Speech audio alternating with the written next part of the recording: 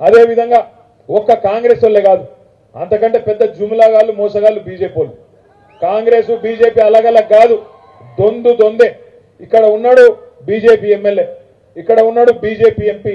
నేను అడుగుతున్న తమ్ములను, మా రైతులను ముఖ్యంగా అడుగుతున్నా, అంటే గుజరాత్లో పత్తి పండించే రైతేమో రైతు, తెలంగాణలో ఆదిలాబాద్లో పత్తి పండించే రైతు కాదా? గుజరాత్లోనేమో 8,800 మద్దతు ధర ఇవాళ అక్కడ నడుస్తున్నది. మరి మన తెలంగాణలో, మన ఆదిలాబాద్లో రేపటి నుంచి చాలా అవుతుందంట. ఇవాళ మొదలు పెట్టేటోడు రేపేసుకున్నాడట సిసిఐోడు.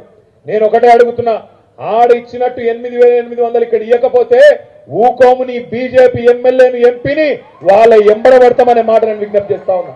వదిలిపెట్టం. ఎందుకంటే గుజరాత్కు ఒక నీతి ఉంటుంది, తెలంగాణకు ఇంకో నీతి ఉంటుందా? నిజంగా చెప్పానంటే గుజరాత్ పత్తి కంటే తెలంగాణ పత్తి క్వాలిటీ అద్భుతమైన క్వాలిటీ. ఇదేదో నేను ఉత్తగా చెప్తలేను. నేను 10 ఏళ్ళు పరిశ్రమల మంత్రిగా పనిచేసిన, చాలా మంది టెక్స్టైల్ వ్యాపారవేత్తలను కలిసిన, ప్రపంచవ్యాప్తంగా దేశంలో కలిసిన. సౌత్ ఇండియా మిల్స్ అసోసియేషన్ అని తమిళనాడులో ఉంటుంది, తిరుపూర్లో. వాళ్ళు చెప్పిండు నాకు వచ్చి, సెంథిల్ అని దాని అధ్యక్షుడు, ఆయన వచ్చి చెప్పిండు కేసీఆర్ గారికి నాకు, సార్ మీ కాటన్ క్వాలిటీ, తెలంగాణలో వండే కాటన్ క్వాలిటీ ఆంధ్ర కంటే, మహారాష్ట్ర కంటే, గుజరాత్ కంటే బెహతరీన్ క్వాలిటీ మీకానే వండుతుంది. మీ ఆదిలాబాద్లో, మీ వరంగల్లో, మీ నిజామాబాద్లో వండుతుంది.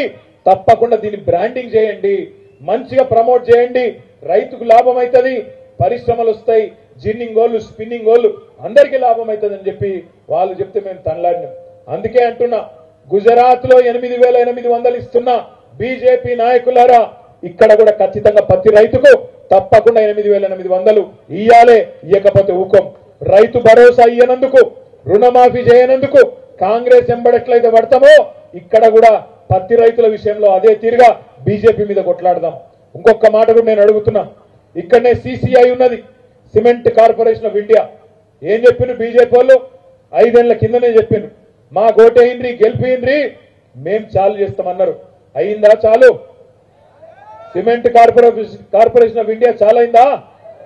మోడీ గారి ప్రభుత్వం, అమిత్ షా గారు మాట ఇచ్చిండ్రు, ఇక్కడ పోటీ చేసిన ఎంపీ మాట ఇచ్చిండు, మొన్న పోటీ చేసిన ఆయన కూడా చెప్పిండు, ఎమ్మెల్యే చెప్పిండు, కానీ ఇంతవరకు ఏమీ లేదు.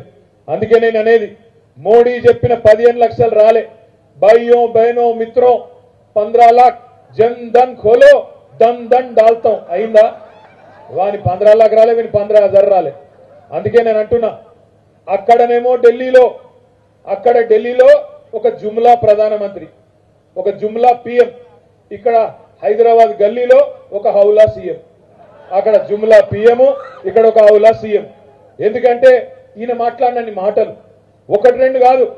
బీసీ సోదరులకు చెప్పిండు 42% రిజర్వేషన్ ఇస్తా అన్నాడు పంచాయతీ ఎన్నికల్లో, అదేవిధంగా జిల్లా పరిషత్ ఎన్నికల్లో. అయ్యిందా? సంవత్సరం అయ్యింది, కాలే. బీసీ సబ్ ప్లాన్ అన్నాడు, 20,000 కోట్లు సంవత్సరానికి ఇస్తా, 5 ఏళ్లలో 1,00,000 కోట్లు ఇస్తా అన్నాడు. బీసీలకు పెడుతున్నాడా? లేదు. ఒకటి కాదు, మైనారిటీ డిక్లరేషన్ అన్నాడు, ఎస్సీ డిక్లరేషన్, ఎస్టీ డిక్లరేషన్, మహిళా డిక్లరేషన్, యువజన డిక్లరేషన్, విద్యార్థి డిక్లరేషన్, ఏ వర్గాన్ని ఇచ్చిపెట్టలే, అందరినీ మోసం చేసిండు.